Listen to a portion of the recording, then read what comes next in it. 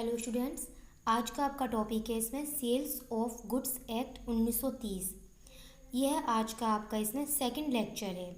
इससे पहले का जो आपका फर्स्ट लेक्चर हो चुका है उसमें मैंने आपको सेल के बारे में बताया है और बहुत अच्छी तरह से मैंने उसमें आपको समझाया है। आज का जो हमारा मेन फोकस रहेगा वो आज के टॉपिक पर ही रहेगा और आज का हमारा टॉपिक है sale and agreement of sale. सबसे पहले हम इन दोनों में डिफरेंस जानने से पहले एक बार इन दोनों को भी सिंपलीफाइड तरीके से जान लेते हैं। सेल के बारे में अगर मैं आपको बताऊं तो आज मैं आपको यहाँ पर इसको एक एग्जाम्पल के माध्यम से बताऊंगी।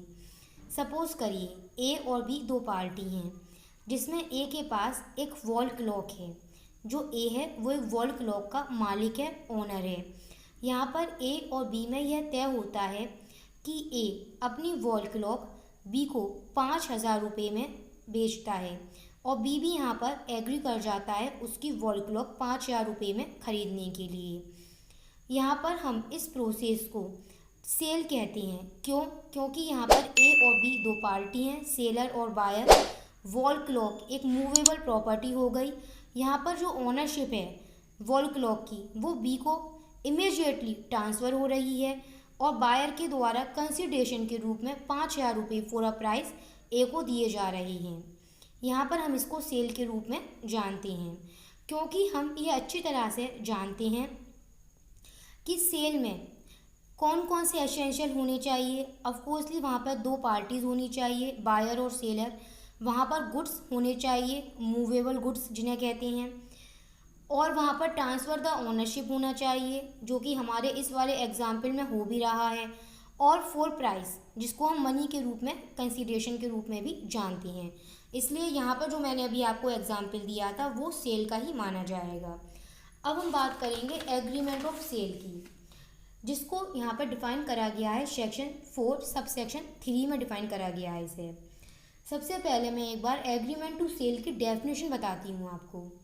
Where the transfer of the property in the goods is to take place at the future time or subject to some condition thereafter to be fulfilled, the contract is called an agreement to sale। मैं आपको यहाँ पर इसे simple example से समझा देती हूँ। Suppose करो जो ए है, यहाँ पर भी ए और बी दो पार्टी हैं। अब यहाँ पर जो ए है और बी आपस में तय करते हैं कि ए बी को एक कार ट्रांसफ़र करेगा, लेकिन वो बी को यह कार 60,000 रुपये में तब ट्रांसफ़र करेगा जब यहाँ पर पहले वो उस कार में कुछ एक्स्ट्रा फीचर इंस्टॉल करवा देगा।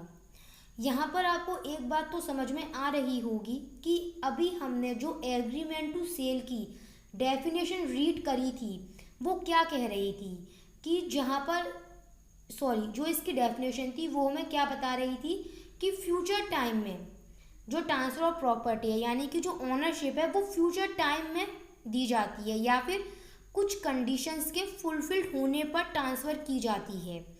और जो प्रेजेंट एग्जाम्पल है उसमें भी यही बात सामने आ रही है कि यहाँ पर इसमें यह तय किया जाता है कि ए बी को अपनी कार की ओनरशिप तभी ट्रांसफ़र करेगा जब पहले वो उस कार में कुछ एक्स्ट्रा फीचर्स इंस्टॉल करवा देगा। तो हम इस प्रोसेस को अब एग्रीमेंट टू सेल कहते हैं। आपको एक बात और मैं बता दूं कि जहां मैंने अभी यह बताया था कि सेल में ओनरशिप इमीडिएटली ट्रांसफ़र हो जाती है, लेकिन एग्रीमेंट टू सेल में ओनरशिप इमीडिएटली ट्रांसफ़र नहीं होती है, बल्कि कब एग्रीमेंट टू सेल में बदलता है जब वहाँ पर वो फ्यूचर डेट पर बदलता है या फिर अगर उसमें कुछ कंडीशंस हैं तो उन कंडीशंस के फुलफिल होने पर ही एग्रीमेंट टू सेल में बदलता है। अब हम यहाँ पर इसका डिफरेंस जान लेते हैं। वैसे भी आप लोगों को डिफरेंस तो समझ में काफ़ी आ भी गया होगा, तब भी हम एक बार जनरली जान लेते हैं।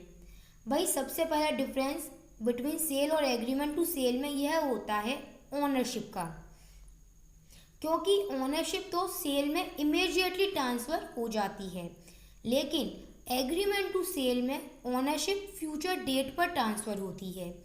इसी वजह से हम सेल को एग्जीक्यूट कॉन्ट्रैक्ट कहते हैं और एग्रीमेंट टू सेल को एग्जीक्यूटरी कॉन्ट्रैक्ट कहते हैं।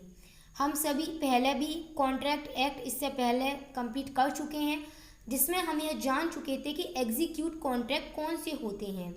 हमने यहाँ पर सेल को एग्जीक्यूट कॉन्ट्रैक्ट क्यों कहा है, क्योंकि यहाँ पर ओनरशिप इमीडिएटली ट्रांसफ़र हो जाती है, जबकि एग्जीक्यूटरी कॉन्ट्रैक्ट में ओनरशिप फ्यूचर में ट्रांसफ़र होती है।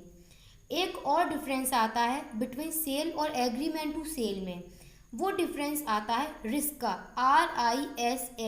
RIS के रिस्क का। वो डिफरेंस यहाँ पर ये होता है कि सेल में तो ओनरशिप इमीडिएटली ट्रांसफ़र हो रही है बायर को, इसलिए जैसे ही ओनरशिप बायर को ट्रांसफ़र हुई वैसे ही उस प्रॉपर्टी के साथ में लगा हुआ जोखिम भी बायर को ट्रांसफ़र हो गया। अब लायबिलिटी बायर की बनेगी।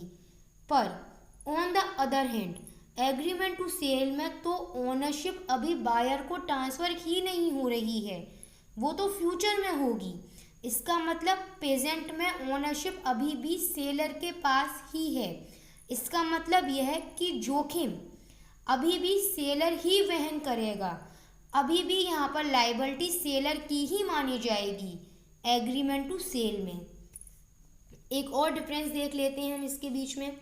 कॉन्ट्रैक्ट ऑफ सेल में जो बायर होगा उसका यह राइट होगा कि वो वहाँ पर फॉर प्राइस या फिर स्पेसिफिक परफॉर्मेंस के लिए सूट फाइल कर सकता है, लेकिन एग्रीमेंट ऑफ सेल में बायर के पास केवल ओनली डैमेज के लिए ही सूट फाइल करने का राइट होता है। आज हमने यहाँ पर सेल और एग्रीमेंट टू सेल के बारे में जाना और इन दोनों के बीच का डिफरेंस भी आज हमने अच्छी तरह से जान लिया है।